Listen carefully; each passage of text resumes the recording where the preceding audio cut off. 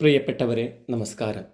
ശ്രീനാരായണ ഗുരു open യൂണിവേഴ്സിറ്റിയുടെ MA മലയാളത്തിൻ്റെ cyber സംസ്കാരവും മലയാളവും എന്ന പേപ്പറിൻ്റെ ഒരു പ്രീവിയസ് ക്വസ്റ്റ്യൻ പേപ്പറാണ് നമ്മൾ ചർച്ച ചെയ്തുകൊണ്ടിരുന്നത്. ഇന്നത്തെ ചോദ്യങ്ങൾ നോക്കാം. ഒന്നാമത്തെ ചോദ്യം, മൾട്ടിമീഡിയ കുറിപ്പ് തയ്യാറാക്കുക. ഒരു സന്ദേശം ആശയവിനിമയം ചെയ്യാൻ രണ്ടോ അതിലധികമോ മീഡിയ ഫോർമാറ്റുകളുടെ സഹായം തേടുന്നതാണ് മൾട്ടിമീഡിയ. ഒരു സന്ദേശം ആശയവിനിമയം ചെയ്യാൻ രണ്ടോ അതിലധികമോ മീഡിയ ഫോർമാറ്റുകളുടെ സഹായം തേടുന്നത്. ഇത് ടെക്സ്റ്റ്, ഇമേജുകൾ, ഓഡിയോ, വീഡിയോ, ഹൈപ്പർ ലിങ്കുകൾ എന്നിവ ഉൾപ്പെടും. ഏതെങ്കിലും ഒരു മാധ്യമം കൊണ്ട് മാത്രം നേടാനാവുന്നതിനേക്കാൾ കൂടുതൽ ആകർഷകവും വിജ്ഞാനപ്രദവുമായ ഉള്ളടക്കം സൃഷ്ടിക്കാൻ മൾട്ടിമീഡിയ സഹായിക്കുന്നുണ്ട്. ഡിജിറ്റൽ യുഗത്തിൽ മൾട്ടിമീഡിയ ജീവിതത്തിൻ്റെ അവിഭാജ്യ ഘടകമായി മാറിയിരിക്കുന്നു. സോഷ്യൽ മീഡിയയിലൂടെ സ്ക്രോൾ ചെയ്യുകയാണെങ്കിലും, ഒരു വീഡിയോ കാണുകയാണെങ്കിലും, വീഡിയോ ഗെയിം കളിക്കുകയാണെങ്കിലും മൾട്ടിമീഡിയയുടെ സഹായം ആവശ്യമാണ്. മൾട്ടിമീഡിയ എന്ന പേര് സൂചിപ്പിക്കുന്നത് പോലെ വിവരങ്ങളോ വിനോദമോ ലഭിക്കുന്നതിന് ഒന്നിലധികം മാധ്യമങ്ങളെ സംയോജിപ്പിക്കുന്ന പ്രക്രിയയാണിത്. മൾട്ടിമീഡിയയിൽ text, image, audio, video, animation, GIF എന്നിവ സമന്വയിക്കുന്നു. ഒന്നുകൂടി പറയാം. മൾട്ടിമീഡിയയിൽ text, image, audio, video, animation, GIF എന്നിവയാണ് സമന്വയിക്കുന്നത്. ഈ വൈവിധ്യമാർന്ന ഘടകങ്ങൾ സംയോജിപ്പിക്കുന്നതിലൂടെ വിവരങ്ങൾ കൈമാറുന്നതിനും സർഗാത്മക ആവിഷ്കാരങ്ങൾ നടത്തുന്നതിനുമുള്ള വഴികൾ കൂടുതൽ ആകർഷകവും ആസ്വാദനക്ഷമവുമായി മാറുന്നു. മൾട്ടിമീഡിയയുടെ പ്രയോജനങ്ങൾ: വിവരങ്ങൾ മനസ്സിലാക്കാനും നിലനിർത്താനും മൾട്ടിമീഡിയ സഹായിക്കും. പരമ്പരാഗത ടെക്സ്റ്റ് അധിഷ്ഠിത ഉള്ളടക്കത്തേക്കാൾ മൾട്ടിമീഡിയ കൂടുതൽ ആകർഷകവും രസകരവുമാണ്. മൾട്ടിമീഡിയക്ക് ഒന്നിലധികം ഇന്ദ്രിയങ്ങളെ ആകർഷിക്കാനും കൂടുതൽ സംവേദനാത്മകവും ആഴത്തുള്ളതുമായ അനുഭവങ്ങൾ പകർന്നു നൽകാനും കഴിയും. മൾട്ടിമീഡിയക്ക് ദൃശ്യം, ശ്രവ്യം ഇവ ഉൾപ്പെടെ വിവിധ രൂപങ്ങളിലുള്ള വിവരങ്ങൾ അവതരിപ്പിക്കാൻ കഴിയുന്നു. പരമ്പരാഗത ടെക്സ്റ്റ് അധിഷ്ഠിത ഉള്ളടക്കത്തേക്കാൾ വലിയ വൈകാരിക പ്രതികരണം ഉണ്ടാക്കാൻ സഹായിക്കുന്നു. കഥകൾ പറയാനും പ്രേക്ഷകരുമായി വ്യക്തിപരമായ ബന്ധം സൃഷ്ടിക്കാനും മൾട്ടിമീഡിയ ഉപയോഗിക്കാവുന്നതാണ്. മൾട്ടിമീഡിയ മാധ്യമങ്ങൾക്ക് പ്രേക്ഷകരുമായി ഇടപഴകാനും ആശയവിനിമയം നടത്താനും ഉപയോഗിക്കുന്ന ശക്തമായ ഒരു ഉപകരണമാണ്. മൾട്ടിമീഡിയ ഉപയോഗിക്കുന്നതിലൂടെ ബിസിനസ്സുകാർക്കും അധ്യാപകർക്കും മറ്റും ആശയവിനിമയക്കാർക്കും കൂടുതൽ വിജ്ഞാനപ്രദവും ആകർഷവും ഫലപ്രദവുമായ ഉള്ളടക്കം സൃഷ്ടിക്കാൻ കഴിയുന്നു. വിദ്യാഭ്യാസ മേഖലയിൽ പഠനം കൂടുതൽ ആകർഷകവും സംവേദനാത്മകവുമാക്കാൻ മൾട്ടിമീഡിയ ഉപകരിക്കും. ഓൺലൈൻ കോഴ്സുകൾ, ലേണിംഗ് പ്ലാറ്റ്ഫോമുകൾ, വിദ്യാഭ്യാസ ആപ്പുകൾ ഇവയൊക്കെ ഇതിൽ വരുന്നതാണ്. വിനോദം നോക്കുകയാണെങ്കിൽ സിനിമകളും വീഡിയോ ഗെയിമുകളും മറ്റും വിനോദ പരിപാടികളും സൃഷ്ടിക്കാൻ മൾട്ടിമീഡിയ ഉപയോഗിക്കുന്നു. വിഷ്വൽ എഫക്റ്റുള്ള ബ്ലോക്ക് ബസ്റ്റർ സിനിമകൾ, realistic 3D graphics, sound effect ഉള്ള ഇമേഴ്സീവ് വീഡിയോ ഗെയിമുകൾ വരെ മൾട്ടിമീഡിയയിലൂടെ സാധ്യമായിരിക്കുന്നു. സിനിമകൾ, TV ഷോകൾ, സംഗീതം എന്നിവയുടെ നിർമ്മിതിയിൽ മൾട്ടിമീഡിയ ഇന്ന് ഉപയോഗിക്കുന്നുണ്ട്. പരസ്യത്തിൽ നോക്കുകയാണെങ്കിൽ മാർക്കറ്റിംഗിലും പരസ്യത്തിലും മൾട്ടിമീഡിയ പ്രധാന പങ്ക് വഹിക്കുന്നു. കണ്ണിഞ്ചിപ്പിക്കുന്ന പരസ്യങ്ങൾ, വീഡിയോ, ഇമേജുകൾ എന്നിവ ഉപഭോക്താക്കളുടെ ശ്രദ്ധ പിടിച്ചു പറ്റുന്ന സന്ദേശങ്ങൾ ടെക്സ്റ്റിനേക്കാൾ ഫലപ്രദമായി മാറുന്നു. മാധ്യമ പ്രവർത്തന രംഗത്തും മൾട്ടിമീഡിയയുടെ ഉപയോഗമുണ്ട്. വാർത്തകൾ, ഡോക്യുമെൻ്ററികൾ, വീഡിയോ റിപ്പോർട്ടുകൾ, കാർട്ടൂൺ വീഡിയോകൾ, അനിമേഷനുകൾ എന്നിവ തയ്യാറാക്കാൻ മൾട്ടിമീഡിയ ഉപയോഗിക്കുന്നുണ്ട്. മൾട്ടിമീഡിയ ടെലിവിഷൻ ജേർണലിസത്തിന് സാധ്യതകൾ വർദ്ധിപ്പിച്ചിട്ടുണ്ട്. വ്യത്യസ്ത അഭിരുചികളുള്ള പ്രേക്ഷകരുമായി ഇടപഴകുന്നതിനും ആശയവിനിമയം നടത്തുന്നതിനും മൾട്ടിമീഡിയ വിവിധ രീതികൾ ഉപയോഗിക്കുന്നു. ആരോഗ്യ സംരക്ഷണ രംഗത്ത് ചികിത്സ, മെഡിക്കൽ പരിശീലനം, ടെലിമെഡിസിൻ, രോഗികൾക്കുള്ള ബോധവൽക്കരണം എന്നിവയുമായി മൾട്ടിമീഡിയ ഉപയോഗിക്കുന്നുണ്ട്. ഭരണരംഗത്ത് നോക്കുകയാണെങ്കിൽ ഭരണരംഗത്ത് ഫലപ്രദമായ ആശയവിനിമയത്തിന് മൾട്ടിമീഡിയ അത്യന്താപേക്ഷിതമാണ്. വീഡിയോ കോൺഫറൻസുകൾ മുതൽ മൾട്ടിമീഡിയ അവതരണങ്ങൾ വരെ ഓൺലൈനായി നടക്കുന്നുണ്ട്. വിവരങ്ങൾ കൈമാറുന്നതിന് വിദൂരത്ത് നിന്ന് ഭരണ ചുമതലകൾ നിർവഹിക്കുന്നതിനും മൾട്ടിമീഡിയ ഘടകങ്ങൾ ഉപയോഗിക്കാനാകും. ചോദ്യം, മലയാളം വിക്കിപീഡിയ. ഏതൊരു വ്യക്തിക്കും ലേഖനങ്ങൾ എഴുതുവാനും തിരുത്തുവാനും കൂട്ടിച്ചേർക്കുവാനും പുതുക്കുവാനും സാധിക്കുന്ന ഏറ്റവും വലിയ സ്വതന്ത്ര സർവ്വവിജ്ഞാന കോശമാണ് വിക്കിപീഡിയ. വിക്കിപീഡിയ ഒരു സ്വതന്ത്ര സർവ്വവിജ്ഞാന കോശമാണ്. പോർട്ട്ലാൻഡുകാരനായ വാൾ കണിംഹാമാണ് വിക്കിപീഡിയ എന്ന ആശയത്തിന് അടിത്തറയിട്ടത്. വളരെ ലളിതമായ ഹൈപ്പർ ടെക്സ്റ്റ് മാർക്കപ്പ് ലാംഗ്വേജിൽ തയ്യാറാക്കുന്നതിനാൽ സാങ്കേതിക വൈദഗ്ധ്യം ഇല്ലാത്തവർക്ക് പോലും വളരെ എളുപ്പം വിക്കിപീഡിയയിൽ ലേഖനങ്ങൾ എഴുതാനും എഴുതിയത് തിരുത്താനും കൂട്ടിച്ചേർക്കാനും സാധിക്കും. വിക്കിപീഡിയ ഒരു സർവ്വവിജ്ഞാനകോശമായി വളരുന്നത് സ്വതന്ത്ര സോഫ്റ്റ്വെയർ പ്രസ്ഥാനത്തിൻ്റെ ആശയ പ്രചാരകരായിരുന്ന ജിമ്മി വെയിൽസിൻ്റെയും ലാറി സാഞ്ചയുടെയും പ്രവർത്തന ഫലമായിട്ടാണ്. വിക്കിപീഡിയയിലെ എല്ലാ വിഭവങ്ങളും പകർപ്പവകാശ നിയമപരിധിക്ക് പുറത്താണ്. അതിനാൽ അതിലെ ഉള്ളടക്കങ്ങൾ സൃഷ്ടാവിൻ്റെ പ്രത്യേക അനുമതിയില്ലാതെ ഉപയോഗിക്കാനാവുന്നതാണ്. വിവരങ്ങളും അറിവും ആർക്കും കുത്തകയല്ല എന്ന ആദർശമാണ് വിക്കിപീഡിയയുടെ പ്രവർത്തനത്തിൻ്റെ കാതൽ. വിക്കിപീഡിയയിലെ ഓരോ ലേഖനത്തിലും കൃത്യമായ ഒരു രചയിതാവില്ല. പലരും ചേർന്ന് തിരുത്തിയതും കൂട്ടിച്ചേർത്തതും പുതുക്കിയതുമായാണ് ഒരു ലേഖനം തയ്യാറാവുന്നത്. മുൻകാലങ്ങളെ അപേക്ഷിച്ച് വിക്കിപീഡിയയിലെ ലേഖനങ്ങളുടെ വിശ്വാസ്യത വർദ്ധിച്ചു വരികയാണ്. ഒരാളുടെ മാത്രം സൃഷ്ടി അല്ലാത്തതിനാൽ ഏകീകൃതമായിട്ടുള്ള അഭിപ്രായവും നിരീക്ഷണവുമല്ല ഈ ലേഖനങ്ങളിൽ കാണുന്നത്. പലരും നിരീക്ഷിക്കുകയും നിരന്തരം തിരുത്തുകയും പുതുക്കുകയും കൂട്ടിച്ചേർക്കുകയുമൊക്കെ ചെയ്യുന്നത് കൊണ്ട് വിക്കിപീഡിയയിലെ ലേഖനങ്ങളിൽ തെറ്റുകൾ ഉണ്ടാകാനുള്ള സാധ്യത ചുരുങ്ങുകയും വിശ്വാസ്യത വർദ്ധിക്കുകയും ചെയ്യുന്നു. ലേഖനങ്ങൾ ഒരു പ്രശ്നത്തിൻ്റെ എല്ലാ വശങ്ങളെയും ന്യായമായും പക്ഷപാതമില്ലാതെയും അവതരിപ്പിക്കണമെന്ന തത്വം അനുശാസിക്കുന്നു. 2001 വിക്കിപീഡിയ ഔദ്യോഗികമായി പ്രവർത്തനം തുടങ്ങിയത്. 2001 ജനുവരി 15 ഇംഗ്ലീഷിലെ ആദ്യ വിക്കിപീഡിയ ലേഖനം എഴുതുന്നു. പകർപ്പവകാശമില്ലാത്ത പുസ്തകങ്ങൾ ഡിജിറ്റൈസ് ചെയ്യുന്നതും ലഭ്യമാക്കുന്ന വിക്കി ഗ്രന്ഥശാല ഇവരുടെ ഒരു സംരംഭമാണ്. വിക്കി ഗ്രന്ഥശാല വാക്കുകളുടെ അർത്ഥവും നിർവചനവും ബഹുഭാഷകളിൽ ലഭ്യമാക്കുന്ന വിക്കി നിഘണ്ടുവാണ് മറ്റൊന്ന്. വിക്കി നിഘണ്ടു, വിക്കി ഗ്രന്ഥശാല എന്നിവ വിക്കിപീഡിയയുമായി ബന്ധപ്പെട്ട് വരുന്ന രണ്ട് സംരംഭങ്ങളാണ്. വിക്കിപീഡിയയിലെ ഈ നിഘണ്ടു വിക്ഷണറി എന്ന പേരിലാണ് അറിയപ്പെടുന്നത്. വാക്കുകളുടെ അർത്ഥത്തിന് പുറമെ അതിൻ്റെ ശബ്ദോൽപത്തി, പര്യായം, വിപരീതം, നാനാർത്ഥം തുടങ്ങിയ വിവരങ്ങൾ കൂടി ഇതിൽ ഉൾച്ചേർത്തിരിക്കുന്നു. ഭാഷയിലെ ചൊല്ലുകൾ, ശൈലികൾ, പ്രയോഗങ്ങൾ എന്നിവ ശേഖരിച്ചിട്ടുള്ള വിക്കിചൊല്ലുകൾ മറ്റൊരു വിഭവ ശേഖരണമാണ്. വിദ്യാർത്ഥികൾക്ക് പഠനത്തിന് ആവശ്യമായ വിവരങ്ങൾ ലഭ്യമാക്കുന്ന വിക്കി പാഠശാല ഒരു സർവകലാശാല ലൈബ്രറി പോലെ പ്രവർത്തിക്കുന്നു. വാർത്തകൾ കണ്ടെത്താനും നിഷ്പക്ഷമായി അവതരിപ്പിക്കാനുമുള്ള ഒരു സ്വതന്ത്ര വാർത്താവിതരണ പദ്ധതിയാണ് വിക്കി ന്യൂസ് എന്നത്. വിക്കി ന്യൂസ് വാർത്തകൾ കണ്ടെത്താനും നിഷ്പക്ഷമായി അവതരിപ്പിക്കാനുമുള്ള ഒരു വേദിയാണ്. ഭരണകൂടങ്ങളും അധികാരികളും രഹസ്യമായി വെക്കുന്ന വിവരങ്ങൾ പൊതുജനങ്ങളെ അറിയിക്കുന്ന വിക്കിലീക്സിൻ്റെ പ്രവർത്തനവും ഇതിനോട് സമാനമാണ്. വിക്കിപീഡിയയുടെ പ്രവർത്തനങ്ങൾ ഏകോപിപ്പിക്കുന്നത് വിക്കിമീഡിയ ഫൗണ്ടേഷനാണ്. ലോകത്തിൻ്റെ വിവിധ ഭാഗങ്ങളിൽ ജോലി ചെയ്തുകൊണ്ടിരുന്ന പ്രവാസികളും IT കമ്പനികളിലെ യുവാക്കളുമാണ് ആദ്യകാലത്ത് മലയാളം വിക്കിപീഡിയയിൽ എഴുതി തുടങ്ങിയത്.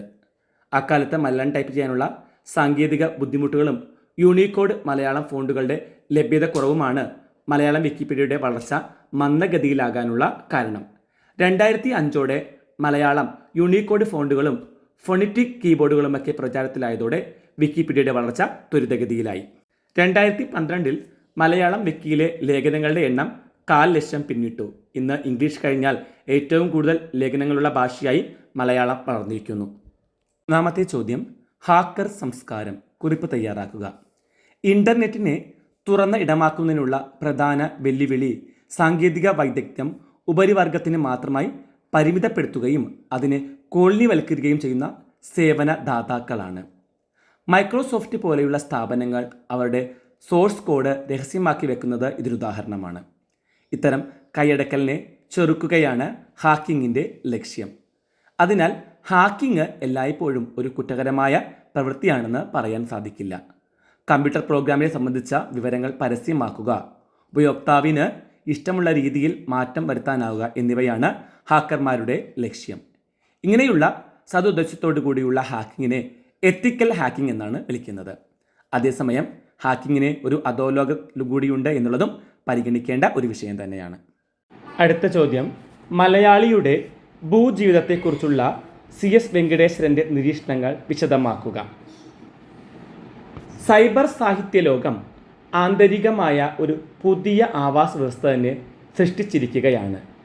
ഇവിടെ ആർക്കും ആരുമാകാം, എന്തുമാകാം, യാതൊരു വ്യവസ്ഥയുമില്ല. എഴുത്തുകാരനെ പോലെ തന്നെ സ്വാതന്ത്ര്യം വായനക്കാരന് ലഭിക്കുന്നു. ഹൈപ്പർ ടെക്സ്റ്റിൻ്റെ ലോകം തിരഞ്ഞെടുപ്പുകളുടേതായ അനന്ത സാധ്യതകൾ തുറന്നുവിട്ടിരിക്കുന്നു. അനേകം കണ്ണികൾ ചേർന്ന് ബന്ധിതമായ ഹൈപ്പർ ടെക്സ്റ്റിൻ്റെ വ്യാപ്തി അനുദിനം വർദ്ധിച്ചുകൊണ്ടിരിക്കുകയാണ്. ഈ കണ്ണികളിലൂടെയുള്ള ഓരോ സഞ്ചാരവും പുതിയ പുതിയ അത്ഭുതങ്ങളും കണ്ടുപിടുത്തങ്ങളും നിറഞ്ഞതാവുന്നു. ഒരു പാഠത്തിൻ്റെ ഏകത്വം, സമഗ്രത, കർത്താവ്, കർത്തൃത്വം തുടങ്ങിയ സങ്കല്പങ്ങൾ തികച്ചും അപ്രസക്തമായി പോകുന്നു. കടൽ പോലെ വിശാലമായി കിടക്കുന്ന സൈബർ ലോകത്ത് രചയിതാവും വായനക്കാരനും ഈ സമുദ്ര സഞ്ചാരത്തിലെ കപ്പിത്താനായി മാറുന്നു. ഏതെങ്കിലും ഒരു ഏകത്തിൽ നിന്ന് ഒരു ആശയമോ ദൃശ്യമോ വാക്കോ മറ്റൊന്നിലേക്ക് തെന്നി സഞ്ചരിക്കുന്ന മനുഷ്യ മനസ്സിൻ്റെ പ്രവർത്തന രീതിയാണ് ഹൈപ്പർ ടെക്സ്റ്റുകൾ പിന്തുടരുന്നത്. വായനയിൽ പേജുകളുടെ ക്രമം അടിച്ചേൽപ്പിക്കുന്ന പാരമ്പര്യ രീതിയിൽ നിന്ന് ഇത് വഴിമാറിയിരിക്കുന്നു. വായനക്കാരന് ഏതു സമയവും സൃഷ്ടാവ് ആകാനും സൃഷ്ടികൾ ആസ്വദിക്കാനുമുള്ള അവസരങ്ങളും സാധ്യതകളും ഇവിടെയുണ്ട്. പരസ്പര ബന്ധത്തിലൂടെ വികസിക്കുന്ന അനുഭവത്തിൻ്റെയും ഭാവനയുടെയും അനന്തമായ കണ്ണികളുടെ ലോകമാണ് ഭൂലോകം. ഭൂലോകം അനന്തമായ ആവിഷ്കരണ സാധ്യതകളുടെ ലോകമാണ്. പ്രവാസി മലയാളികളാണ് ആദ്യകാലത്ത് ബ്ലോഗ് രചനകളിൽ കൂടുതലായി ഏർപ്പെട്ടത്. പ്രവാസ ജീവിതത്തിൽ നഷ്ടമാകുന്ന പരസ്പര ബന്ധം, സാമൂഹികത, കുടുംബ ബന്ധങ്ങളുടെ ശൂന്യത ഇവയൊക്കെയാവാം ഇവരെ ബ്ലോഗ് എഴുത്തിലേക്ക് ആകർഷിച്ചത്. പ്രാദേശികമായി സംസാരിക്കുന്ന മലയാളവും ഇംഗ്ലീഷും ചേർന്ന ഒരു സങ്കര വാമൊഴിയാണ് ബ്ലോഗുകളിൽ കാണുന്നത്. പ്രവാസി സ്വദേശി സംസ്കാരങ്ങളുടെ കലർപ്പ് ഈ എഴുത്തിൽ കാണാനാവും. ഗൾഫ് നാടുകളിലും അമേരിക്കയിലും യൂറോപ്പിലും ചിതറിക്കിടന്ന പ്രവാസി സമൂഹങ്ങൾ സൃഷ്ടിച്ചെടുത്ത് സജീവമാക്കിയതാണ് മലയാള ബ്ലോഗ് സാഹിത്യം. പരസ്പരം ബന്ധപ്പെട്ടും പുതിയ ഒരു സാമൂഹികത സൃഷ്ടിച്ചും അതിലൂടെ സ്വന്തമായ ഭാഷ രൂപപ്പെടുത്തിയും ബ്ലോഗ് എഴുത്ത് വളരുന്നു. ഒരു വെർച്വൽ സമൂഹത്തെ സൃഷ്ടിക്കുന്ന കൂട്ടായ്മ മലയാളം ബ്ലോഗിലുണ്ടെന്ന് പറയാം. പേപ്പറിൽ പേന ഉപയോഗിച്ചുള്ള എഴുത്തിൽ നിന്ന് വ്യത്യസ്തമാണ് വെബ് ലോകത്തെ ബ്ലോഗ് എഴുത്ത്. എഴുതിയതിന് ശേഷം അച്ചടിക്ക് വേണ്ടിയുള്ള ദീർഘകാലത്തെ കാത്തിരിപ്പ് ബ്ലോഗിൽ ആവശ്യമില്ല. എഴുതുന്നതോടൊപ്പം തന്നെ പ്രസിദ്ധപ്പെടുത്തലും സംഭവിക്കുന്നു. എഴുതിയ നിമിഷം മുതൽ വെബിലെത്തുന്ന ആർക്കും അത് കാണാനും വായിക്കാനും പ്രതികരിക്കാനും കഴിയും. അമ്പരപ്പിക്കുന്ന വൈവിധ്യങ്ങളും നിരന്തരമായ രൂപപരിണാമത്തിനും വിധേയമാകുന്ന ഉള്ളടക്കമാണ് ബ്ലോഗുകളിൽ കാണാനാവുക. പ്രമേയ സ്വീകരണത്തിൽ ബ്ലോഗുകളിൽ വൈവിധ്യമുണ്ട്. ആത്മാംശമുള്ള രചനകൾ നിറഞ്ഞതാണ് ബ്ലോഗുകൾ. കാലമനസ്കൻ്റെ കൊടകര പുരാണവും കുറുമാൻ്റെ എൻ്റെ യൂറോപ്യൻ അനുഭവങ്ങളും പുസ്തകങ്ങളായി അച്ചടിക്കപ്പെട്ട മലയാളം ബ്ലോഗുകളാണ്. സാമ്പ്രദായിക കഥ പറച്ചിലിൻ്റെ ഘടന പൊളിച്ചെഴുത്തുന്ന കഥയാണ് ആദിമധ്യാന്തം. ചർച്ച ചെയ്യുക. ഹൈപ്പർ ലിങ്കിൻ്റെ സാധ്യതകൾ നന്നായി പ്രയോജനപ്പെടുത്തി ജയേഷ് രചിച്ച കഥയാണ് ആദിമധ്യാന്തം. ഒരു കഥക്കുള്ളിൽ അനേകം കഥകൾ ഒളിപ്പിച്ചു വച്ച രീതിയിലാണ് ഇതിൻ്റെ ആഖ്യാനം. വളരെ ലളിതമായ ഒരു ഇതിവൃത്തമാണ് കഥാരചനയ്ക്കായി കഥാകൃത്ത് തിരഞ്ഞെടുത്തിരിക്കുന്നതെന്ന് പ്രാഥമിക വായനയിൽ തോന്നാം. എന്നാൽ കഥ വായിച്ച് മുന്നോട്ട് പോകുമ്പോഴാണ് സങ്കീർണമായ ഘടനയും ഇതിവൃത്തവും കെട്ടുപിണഞ്ഞു കിടക്കുന്നു എന്ന് മനസ്സിലാകുന്നത്. കഥയുടെ പേര് പോലെ തന്നെ ആദിയും മധ്യവും അന്തവുമെല്ലാം കണ്ടുപിടിക്കൽ ഇത്തിരി ബുദ്ധിമുട്ടുള്ള ഒരു കാര്യം തന്നെയാണ്. കഥ പ്രസിദ്ധപ്പെടുത്തിയ ബ്ലോഗിൻ്റെ ഹോം പേജിലെത്തുമ്പോൾ കഥയുടെ അല്പഭാഗം വായിക്കാനാവും. തുടർന്ന് പൂർവ്വദൃശ്യം എന്നും ചായക്കടയിലേക്ക് പോവുക എന്നുമുള്ള 2 ലിങ്കുകൾ കാണാം. ഹൈപ്പർ ലിങ്കുകളിൽ ബന്ധിപ്പിച്ചിരിക്കുന്ന ഹൈപ്പർ ടെക്സ്റ്റിന് കൃത്യമായ തുടക്കമോ ഒടുക്കമോ നിശ്ചയിക്കാനാവാത്തതുപോലെ ഈ കഥക്കും സാമ്പ്രദായികമായ കഥയുടേതുപോലെ ഒരു ഘടന ഉണ്ടെന്ന് പറയാനാവില്ല. ആദ്യ ഭാഗം വായിച്ചതിന് ശേഷം വായനക്കാരന് താഴെ നൽകിയ ഹൈപ്പർ ലിങ്കുകളിൽ ഏതിലൂടെ വേണമെങ്കിലും വഴിതിരിഞ്ഞ് പോകാവുന്നതാണ്. ഏതിലെ പോയാലും എല്ലാ വഴിയിലും പ്രദക്ഷിണം ചെയ്ത് കഥ മുഴുവൻ മനസ്സിലാക്കാനാവുന്ന വിധത്തിലും തുടങ്ങിയെടുത്ത് തന്നെ എത്തുന്ന വിധത്തിലുമാണ് കഥയുടെ ക്രമീകരണം. വർത്തുളമായ ഒരു ഇതിവൃത്ത ഘടനയാണ് ആദിമധ്യാന്തം എന്ന കഥക്ക് ഉള്ളത്. കഥാനായകൻ ഒരു കുഗ്രാമത്തിലാണ് അല്ലെങ്കിൽ ഓണങ്കേറ മുലയിലാണ് താമസിക്കുന്നതെന്ന് പറയാം. കഥാകാരൻ ചായ കുടിക്കാനായിട്ട് ചായക്കടയിലേക്ക് പോകുന്നു. കൂടെ വായനക്കാരനും പോവുകയാണ്. ചായക്കടയിൽ ആരും തന്നെ ഇല്ല എന്ന് പറയാം. ചായക്കട കഴിഞ്ഞാൽ പലചരക്ക് കടയിലേക്കാണ് പോകുന്നത്. അവിടെയാണ് അല്പമെങ്കിലും ആൾ കൂടുന്നത്. കഥാനായകൻ ചായക്കടയിലെത്തുമ്പോൾ അവിടെ ഒരു അപരിചിതനെ കാണുന്നു. അയാൾ അവിടെ പത്രം വായിച്ചു കൊണ്ടിരിക്കുകയായിരുന്നു. കട നടത്തുന്ന ചെറൂട്ടിയെ അവിടെ കണ്ടില്ല. സമോവറിൽ ചായക്കുള്ള വെള്ളം തിളച്ചുകൊണ്ടിരിക്കുന്നു. ചെറൂട്ടി ചായപ്പൊടി വാങ്ങാൻ പലചരക്കടയിലേക്ക് പോയതാണ്. അപരിചിതനെ കഥാകൃത്ത് ആദ്യമായി കാണുകയാണ്. പതിയെ അപരിചിതൻ കഥാനായകനോട് സംസാരിക്കുന്നു. കാലാവസ്ഥയായിരുന്നു അവർക്കിടയിലുള്ള സംസാര വിഷയം. കഠിനമായ ചൂടിനെപ്പറ്റി അവർ പരസ്പരം സംസാരിക്കുന്നു. തുടർന്ന് ചായക്കടയുടെ ചരിത്രം പറയുന്നു. 6 ക്ലൈമാക്സുകളുടെ ഹൈപ്പർ ലിങ്ക് ഇവിടെ കൊടുക്കുന്നുണ്ട്. എല്ലാ ക്ലൈമാക്സുകളുടെയും ഘടന ഒരുപോലെയായിരുന്നു. എല്ലാ ക്ലൈമാക്സുകളിലും ആളുകൾ ആരെയോ ചുമന്നു കൊണ്ടുപോകുന്ന പൊതുദൃശ്യമാണ് ഉണ്ടായിരുന്നത്. ഇഷ്ടമുള്ള ക്ലൈമാക്സ് എഴുതി ചേർക്കാൻ വായനക്കാരനോട് ആഹ്വാനം ചെയ്യുന്നുണ്ട്. സത്യത്തിൽ കഥയോടുള്ള വായനക്കാരൻ്റെ പ്രതികരണം ലഭിക്കാനായി കഥാകൃത്ത് തിരഞ്ഞെടുക്കുന്ന വേറിട്ട ഒരു വഴിയാണിത്. വായനക്കാരൻ അവരവരുടെ അഭിപ്രായങ്ങളും നിരീക്ഷണങ്ങളും വിമർശനവും ഇവിടെ കുറിച്ചിട്ടതായി കാണാം. അങ്ങനെ ഒരു കഥക്കുള്ളിൽ നിന്ന് തന്നെ അനേകം കഥകൾ ഉണ്ടാവുന്നത് ഇവിടെ കാണാം. അതിഭാവുകത്തിൻ്റെ പുതിയ ഭാവനാലോകങ്ങൾ സൃഷ്ടിക്കുകയാണ് ജയേഷ്. ഇന്നും ഈ കഥ വായിക്കുന്നവർക്ക് ക്ലൈമാക്സ് എഴുതി ചേർക്കാനുള്ള സാധ്യതകൾ തുറന്നിട്ടിരിക്കുന്നു. അടുത്ത ചോദ്യം, ജാതി വ്യവസ്ഥയുടെ അർത്ഥശൂന്യത ക്ലാസ് വാർ എന്ന കഥയിൽ പ്രകടമാവുന്നത് എങ്ങനെയെന്ന് വിശദമാക്കുക. ജാതി വ്യവസ്ഥയ്ക്കെതിരായ പ്രമേയം ഉൾക്കൊള്ളുന്ന കഥയാണ് ക്ലാസ് വാർ. ദേവദാസ് BM ആണ് ഈ കഥ എഴുതിയിട്ടുള്ളത്. അധ്യാപകനായ രാജൻ മാഷിനെയും അദ്ദേഹത്തിൻ്റെ സുഹൃത്തുക്കളെയും കേന്ദ്രീകരിച്ചാണ് കഥയുടെ ആഖ്യാനം. ജോലി കഴിഞ്ഞാൽ ക്യാരംസ് കളിയും ഒരുമിച്ചിരുന്ന ചർച്ചകളുമാണ് 6 അംഗ സംഘത്തിൻ്റെ നേരം പോക്ക്. കൂട്ടുകെട്ടിൻ്റെ തുടക്കത്തിൽ ചീട്ടുകളിയായിരുന്നു ഒരുമിച്ചിരുന്നുള്ള വിനോദം. കളി മാത്രമല്ല, വൈകുന്നേരങ്ങളിൽ സൂര്യന് കീഴെയുള്ള സമസ്ത കാര്യങ്ങളും അവിടെ ചർച്ച ചെയ്തിരുന്നു. ചീട്ടുകളി പിന്നീട് പണം വെച്ചുള്ള കളിയിലേക്കും മദ്യപാനത്തിലേക്കും നീങ്ങുന്നു. അതോടെ പൊതുവിഷയങ്ങൾ സംബന്ധിച്ച ചർച്ചകളെല്ലാം നിലച്ചു. ചീട്ടുകളിയും മദ്യപാനവും പരസ്പരം വാഗ്വാദത്തിലും സംഘർഷത്തിലേക്കും നീങ്ങുന്നു കണ്ടപ്പോൾ രാജൻ മാഷ് അതിൽ നിന്ന് പിന്തിരിഞ്ഞു. കാര്യങ്ങൾ തൻ്റെ കൈപ്പിടിയിൽ ഒതുങ്ങുന്നില്ല എന്ന് കണ്ട് രാജൻ മാഷ് ക്യാരംസ് ബോർഡ് വാങ്ങുന്നു. വിവാഹം കഴിച്ചിട്ടില്ലാത്ത രാജൻ മാഷിൻ്റെ വാടക വീട്ടിൽ ക്യാരംസ് കളിക്കാനായി എല്ലാവരും ഒത്തുകൂടാൻ തുടങ്ങി. മദ്യപാനം രാജൻ മാഷ് നിരുത്സാഹപ്പെടുത്തുകയും ചെയ്തു. അധ്യാപനം എന്ന തൊഴിലിനോടൊപ്പം കരുതേണ്ട ധാർമ്മിക ബോധമാണ് രാജൻ മാഷിന് ഇത്തരത്തിലുള്ള തീരുമാനത്തിൻ്റെ പ്രചോദനമാവുന്നത്. 3-4 വർഷം രാജൻ മാഷ് താമസ സ്ഥലത്ത് ഇത്തരത്തിൽ ക്യാരംസ് കളി തുടർന്നു. വാടക വീട് പൊളിച്ചു പണിയാൻ അതിൻ്റെ ഉടമസ്ഥൻ തീരുമാനിച്ചതോടെ ക്യാരംസ് കളിയും താമസവും മറ്റൊരു ഫ്ലാറ്റിലേക്ക് മാറുന്നു. പുതിയ ഫ്ലാറ്റിലും ക്യാരംസും മദ്യപാനവും ഒക്കെ തുടർന്നു പോകുന്നു. തുടർന്ന് അവർ ഒരു കഥ എഴുതാൻ തീരുമാനിക്കുകയാണ്. കഥയുടെ പ്രമേയം ജാതി വിഭജനത്തെക്കുറിച്ചായിരുന്നു. ജാതി വ്യവസ്ഥ വിഷയമായുള്ള ഒരു സംഭവം അപ്പോൾ രാജൻ മാഷിന് ഓർമ്മ വരുന്നു. 18 വർഷം മുമ്പ് അദ്ദേഹം സ്കൂൾ അധ്യാപകനായിരിക്കെ സ്കൂളിലുണ്ടായ ജാതി വിവേചന കഥ മദ്യത്തിൻ്റെ അകമ്പടിയോടെ രാജൻ മാഷ് കൂട്ടുകാർക്ക് മുന്നിൽ അവതരിപ്പിക്കുന്നു.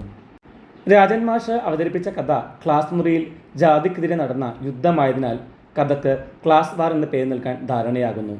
ജാതി വ്യവസ്ഥയുടെ നിരർത്ഥകതയെ ചോദ്യം ചെയ്യുന്ന കഥയാണ് ക്ലാസ് വാർ. ഈ കഥയിലെ കേന്ദ്ര കഥാപാത്രമായ നമ്പീശൻ മാഷ് പുരോഗമനപരമായ കാഴ്ചപ്പാടോ സാമൂഹിക വീക്ഷണമോ വെച്ച് പുലർത്താത്ത ഒരു അധ്യാപകനാണ്. സാമൂഹിക നിർമ്മിതിയിൽ വലിയ പങ്ക് വഹിക്കാനാവുന്ന അധ്യാപകൻ വിദ്യാർത്ഥികൾക്കിടയിലെ പക്ഷപാതങ്ങളെയും ജാതി, മതം, വർഗം തുടങ്ങിയ വേർതിരിവുകളെയും നിരുത്സാഹപ്പെടുത്തേണ്ട മാതൃകാ വ്യക്തിയാവേണ്ടതാണ്. എന്നാൽ നമ്പീശൻ മാഷിൻ്റെ ഉള്ളിൽ ശക്തമായ ജാതിബോധം ജനാധിപത്യ വിരുദ്ധമാണ്. വിദ്യാഭ്യാസം മനുഷ്യനെ സംസ്കാര സമ്പന്നനാക്കാനുള്ള ഉപാധിയാണ്. എന്നിട്ടും എത്ര തൂത്തെറിഞ്ഞാലും ഇപ്പോഴും പൂർണ്ണമായി നിർമ്മാർജ്ജനം ചെയ്യാനാവാത്ത അനാചാരമായി സമൂഹത്തിൽ ജാതി വ്യവസ്ഥ ഒളിഞ്ഞും തെളിഞ്ഞും പ്രകടമാകുന്നു എന്ന് പറയുന്ന കഥയാണ് ക്ലാസ് വാർ. പുറമേ മതേതരത്വവും പുരോഗമനവും പറയുന്ന ആളുകൾ പോലും അകമേ വെച്ച് പുലർത്തുന്ന ജാതിബോധത്തെ ഈ കഥ വളരെ വ്യക്തമായി തുറന്നു കാണിക്കുന്നു. ജാതിപരമായ വ്യചനങ്ങൾ കാണിക്കുന്ന വാർത്തകൾ ഇപ്പോഴും പുറത്തു വരുന്നുണ്ട്. ക്ലാസ്സിലെ കുട്ടികളുടെ ജാതിയും രക്ഷിതാക്കളുടെ ജോലിയുമൊക്കെ സൂത്രത്തിലാണ് നമ്പീശൻ മാഷ് മനസ്സിലാക്കുന്നത്. അതറിഞ്ഞ് കുട്ടികളോട് പെരുമാറുകയാണ് അദ്ദേഹത്തിൻ്റെ രീതി. എന്താണ് സൈബർ ഇടം? കമ്പ്യൂട്ടറുകൾ, നെറ്റ്വർക്കുകൾ, ഇൻ്റർനെറ്റ് എന്നിവയുൾപ്പെടുന്ന ഡിജിറ്റൽ ലോകത്തെ വിശേഷിപ്പിക്കാൻ ഉപയോഗിക്കുന്ന പദമാണ് സൈബർ ഇടം എന്നത്. കമ്പ്യൂട്ടറുകൾ, നെറ്റ്വർക്കുകൾ, ഇൻ്റർനെറ്റ് എന്നിവയുൾപ്പെടുന്ന ഡിജിറ്റൽ ലോകത്തെ വിശേഷിപ്പിക്കാൻ ഉപയോഗിക്കുന്ന പദം. ലോകമെമ്പാടുമുള്ള ആളുകൾ ആശയവിനിമയം നടത്താനും വിവരങ്ങൾ പങ്കിടാനും കഴിയുന്ന വിശാലവും സദാ വികസിച്ചുകൊണ്ടിരിക്കുന്നതുമായ ഒരു ഇടമാണിത്. ആദ്യമധ്യാന്തമില്ലാത്തതും അതിരുകളില്ലാത്തതും കൃത്യമായി അളന്ന് തിട്ടപ്പെടുത്താനാകാത്തതും സങ്കീർണവും അയഥാർത്ഥവുമായ സ്ഥലമാണ് സൈബർ ഇടം. ഇത് ഭൂഗോളത്തിൻ്റെ പരിമിതികളെ മറികടക്കുന്നു. ലോകത്തിൻ്റെ എല്ലാ കോണുകളിൽ നിന്നുമുള്ള ആളുകളെയും സമയത്തിൻ്റെയും കാലത്തിൻ്റെയും പ്രതിബന്ധങ്ങളില്ലാതെ ബന്ധിപ്പിക്കുന്നു. ലോകമെമ്പാടുമുള്ള കോടിക്കണക്കിന് ഉപകരണങ്ങളെ ബന്ധിപ്പിക്കുന്ന നെറ്റ്വർക്കുകളുടെ വലിയ ശൃംഖലയായ ഇൻ്റർനെറ്റാണ് സൈബർ ഇടത്തിന് ആധാരം. ബഹുജന മാധ്യമങ്ങളുടെ മാതൃകയിൽ സാധാരണക്കാർ വാർത്തകളും വിവരങ്ങളും ശേഖരിക്കുകയും അവതരിപ്പിക്കുകയും ചെയ്യുന്നതാണ് സിറ്റിസൺ ജേർണലിസം. ബഹുജന മാധ്യമങ്ങളുടെ മാതൃകയിൽ സാധാരണക്കാർ വാർത്തകളും വിവരങ്ങളും ശേഖരിക്കുകയും അവതരിപ്പിക്കുകയും ചെയ്യുന്നത്. ഇൻ്റർനെറ്റിൻ്റെയും സോഷ്യൽ മീഡിയയുടെയും പ്രചാരത്തിന് ശേഷമാണ് സാധാരണക്കാർക്ക് മാധ്യമപ്രവർത്തനം സാധ്യമായത്. ബ്ലോഗുകൾ, വെബ്സൈറ്റുകൾ, പോർട്ടലുകൾ, സോഷ്യൽ മീഡിയ പ്ലാറ്റ്ഫോമുകൾ, യൂട്യൂബ് എന്നിവയിലൂടെ വ്യക്തികൾക്ക് അവരവരുടെ നാട്ടിലെ വാർത്തകളും വിശേഷങ്ങളും മറ്റുള്ളവരുമായി പങ്കിടാനും പൊതുശ്രദ്ധയിൽ കൊണ്ടുവരാനും അവസരം ലഭിച്ചു. ബഹുജന മാധ്യമങ്ങളുടെ പ്രവർത്തനങ്ങളെക്കാൾ കൂടുതൽ വിശാലവും സൂക്ഷ്മവുമായ ഇടപെടലുകൾ നടത്താൻ സിറ്റിസൺ ജേർണലിസം വഴി സാധിക്കുന്നു. പ്രാദേശികവും എന്നാൽ വൈവിധ്യങ്ങൾ നിറഞ്ഞതുമായ വാർത്തകളും വിവരങ്ങളും പൊതുസമൂഹത്തിൻ്റെയും ബഹുജന മാധ്യമങ്ങളുടെയും ശ്രദ്ധയിൽ കൊണ്ടുവരുന്നതിൽ സിറ്റിസൺ ജേർണലിസത്തിന് വലിയ പങ്കുണ്ട്. ഒരു പ്രദേശത്തെ മാലിന്യ പ്രശ്നമോ റോഡുകളുടെ ശോചനീയാവസ്ഥയോ വന്യമൃഗശല്യമോ അതിൻ്റെ കെടുതികളോ എല്ലാം വിശദമായി ഇതിൽ അവതരിപ്പിക്കാനാകും. ഇമോജികൾ ഇലക്ട്രോണിക് ആശയവിനിമയത്തിൽ ആശയങ്ങളോ വികാരങ്ങളോ പ്രകടിപ്പിക്കാൻ ഉപയോഗിക്കുന്ന ചെറിയ ഡിജിറ്റൽ ചിത്രങ്ങളോ ഐക്കണുകളോ ആണ് ഇമോജികൾ. ഇലക്ട്രോണിക് ആശയവിനിമയത്തിൽ ആശയങ്ങളോ വികാരങ്ങളോ പ്രകടിപ്പിക്കാൻ ഉപയോഗിക്കുന്ന ചെറിയ ഡിജിറ്റൽ ചിത്രങ്ങളോ ഐക്കണുകളോ ആണ് ഇമോജികൾ. ആശയവിനിമയത്തിനായുള്ള ആസ്വാദ്യകരവും ലളിതവുമായ മാർഗമാണ് ഇമോജി. വാക്കുകളിൽ എളുപ്പത്തിൽ പ്രകടിപ്പിക്കാൻ കഴിയാത്ത വികാരങ്ങളും ആശയങ്ങളും അറിയിക്കാനാണ് ഇമോജികൾ പ്രയോജനപ്പെടുക. സന്ദേശങ്ങളിലെ ധ്വനി, വ്യക്തത, ഊന്നൽ എന്നിവ വ്യക്തമാക്കാൻ ഇമോജികൾ ഉപകരിക്കും. ആശയവിനിമയം നടത്തുന്നവരുമായി വ്യക്തിപരവും ആകർഷകവുമായ ബന്ധമുണ്ടാക്കാനും ഇവ സഹായിക്കുന്നു. വാചക സന്ദേശങ്ങൾ, സോഷ്യൽ മീഡിയ പോസ്റ്റുകൾ, മറ്റ് ഓൺലൈൻ ഉള്ളടക്കങ്ങൾ എന്നിവയിൽ ടെക്സ്റ്റുകളോടൊപ്പം ആശയപൂർത്തീകരണത്തിനായി ഇമോജികൾ ചേർക്കുന്നു. 1990കളുടെ അവസാനത്തിൽ ജപ്പാനിലാണ് ഇമോജികൾ ആദ്യമായി ഉപയോഗിച്ചു തുടങ്ങിയത്. ചിത്രകഥാപാത്രം എന്ന അർത്ഥം വരുന്ന ജപ്പാനീസ് പദമാണ് ഇമോജി. ആസ്കി പൂർവഘട്ടം. ഭാഷയിലെ ലിപി രൂപങ്ങൾ കമ്പ്യൂട്ടറിൽ ഉപയോഗിക്കുന്നതിനായി മൂല്യം നിർണ്ണയിക്കുന്ന പ്രക്രിയയാണ് ക്യാരക്ടർ എൻകോഡിംഗ്. ഭാഷയിലെ ലിപി രൂപങ്ങൾ കമ്പ്യൂട്ടറിൽ ഉപയോഗിക്കുന്നതിനായി മൂല്യം നിർണ്ണയിക്കുന്ന പ്രക്രിയയാണ് ക്യാരക്ടർ എൻകോഡിംഗ്. കമ്പ്യൂട്ടറിലെ ഭാഷാപ്രയോഗത്തിൻ്റെ അടിസ്ഥാനം എൻകോഡിംഗ് വ്യവസ്ഥയാണ്. ഭാഷയിലൂടെയല്ലാതെ കമ്പ്യൂട്ടറിൽ വിവരങ്ങൾ കൈകാര്യം ചെയ്യാനാവില്ല. ഏതു വിവരവും കമ്പ്യൂട്ടറുമായി വിനിമയം ചെയ്യാനും അവയെ ക്രമീകരിക്കാനും ഭാഷയും ലിപിയും ആവശ്യമാണ്. അതായത് ഭാഷയിലെ ലിപികൾ കമ്പ്യൂട്ടറിൽ ഉപയോഗിക്കുന്നതിനായി കമ്പ്യൂട്ടറിന് സംവേദനം ചെയ്യാനാകുന്ന ഒരു പ്രത്യേക കോഡ് ഭാഷയിലേക്ക് മാറ്റണം. 0, 1 എന്നീ അക്കങ്ങൾ മാത്രമുള്ള ബൈനറി കോഡ് വ്യവസ്ഥയാണ് ക്യാരക്ടർ എൻകോഡിങ്ങിന് ഉപയോഗിക്കുന്നത്. ഒരു ബൈനറി അക്കത്തിനാണ് ബിറ്റ് എന്ന് പറയുന്നത്. ബൈനറി ഡിജിറ്റ് എന്നതിൻ്റെ ചുരുക്കെഴുത്തമാണ് ബിറ്റ്. ഇത്തരത്തിലുള്ള 8 ബിറ്റുകൾ ചേർന്നതാണ് ബൈറ്റ്. 8 ബിറ്റുകൾ ചേരുമ്പോൾ ബൈറ്റ്. നിരവധി ലിപി ചിഹ്നങ്ങളുള്ള നമ്മുടെ വ്യവഹാര ഭാഷ കമ്പ്യൂട്ടറിൽ പ്രയോഗിക്കുന്നതിനായി ബൈനറി വ്യവസ്ഥയിലേക്ക് മാറ്റാൻ ഉപയോഗിക്കുന്ന പ്രോഗ്രാമുകളാണ് കമ്പൈലർ എന്ന് അറിയപ്പെടുന്നത്. ആദ്യകാലത്ത് എൻകോഡിങ്ങിന് ഒരു ഏകീകൃത സ്വഭാവം ഉണ്ടായിരുന്നില്ല. ആസ്കി, ഇസ്കി, എബിസിഡിക്, യൂണിക്കോഡ് ഇവ ഏകീകൃത എൻകോഡിംഗ് വ്യവസ്ഥകളാണ്. ഇപ്പോൾ കമ്പ്യൂട്ടറിലെ ഭാഷാ വ്യവഹാരത്തിന് ആധാരം എൻകോഡിംഗ് വ്യവസ്ഥയാണ്. ആസ്കി എൻകോഡിങ്ങിൻ്റെ കാലഘട്ടത്തിലാണ് മലയാള ഭാഷ കമ്പ്യൂട്ടറിൽ ഉപയോഗിച്ചു തുടങ്ങിയത്. American standard code for information interchange എന്നതിൻ്റെ ചുരുക്കരൂപമാണ് ASCII. American standard code for information interchange. American national standard institute 1963 അംഗീകരിച്ച 7 ബിറ്റുള്ള എൻകോഡിംഗ് വ്യവസ്ഥയാണിത്. കമ്പ്യൂട്ടർ ടെക്നോളജിയുടെ ആദ്യകാലങ്ങളിൽ ഇത് അടിസ്ഥാന ഏകകമായി ഉപയോഗിച്ചിരുന്നു. പ്രിൻ്റബിൾ ക്യാരക്ടർ, കൺട്രോൾ ക്യാരക്ടർ എന്നിങ്ങനെ രണ്ട് തരത്തിലുള്ള ക്യാരക്ടറുകൾ ആസ്കിയിൽ ഉണ്ട്. 0 മുതൽ 127 വരെയുള്ള ആസ്കി കോഡുകൾ എൻകോഡിങ്ങിനായി ഉപയോഗിക്കുന്നു. എന്നാൽ എക്സ്റ്റൻഡഡ് ആസ്കിയിൽ 256 കോഡ് പോയിന്റുകളായി വികസിപ്പിക്കാനാവും. ആസ്കി 7 ബിറ്റുകൾ ഉപയോഗിച്ച് ഓരോ ക്യാരക്ടറും പ്രതിനിധീകരിക്കുന്നതിനാൽ ഇത് എളുപ്പത്തിൽ വായിക്കുകയും മനസ്സിലാക്കുകയും ചെയ്യാൻ പറ്റിയിരുന്നു.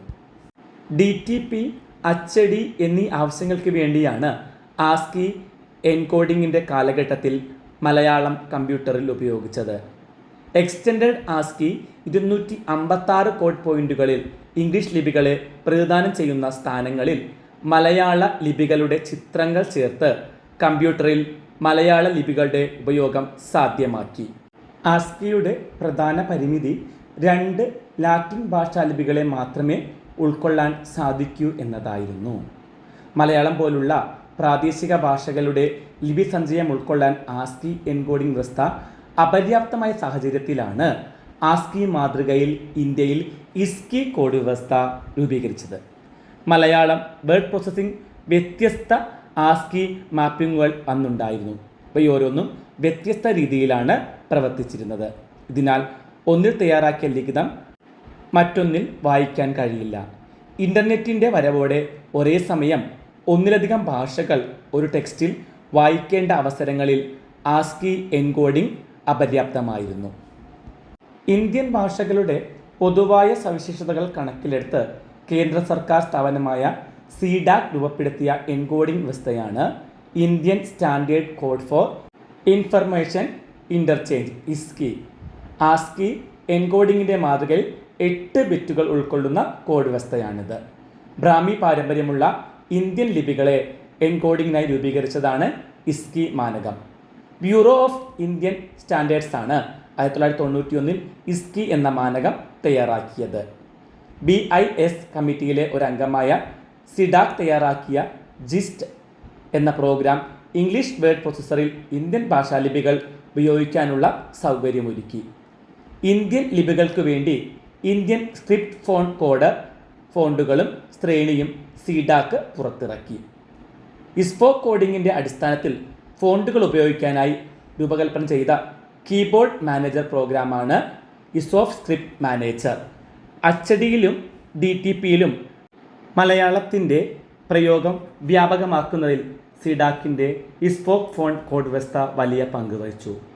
ഇന്നും ഇസ്കി എൻകോഡിങ്ങിൻ്റെ അടിസ്ഥാനത്തിലുള്ള പ്രോഗ്രാമുകൾ മലയാളം അച്ചടി രംഗത്ത് പ്രചാരത്തിലുണ്ട്. യൂണിക്കോഡിൻ്റെ വരവോടെ ആസ്കി ഇസ്കി എൻകോഡിംഗ് വ്യവസ്ഥയുടെ പരിമിതികളിൽ നിന്ന് വിശാലമായ കമ്പ്യൂട്ടിംഗ് ലോകത്തേക്ക് മലയാളം വളർന്നു.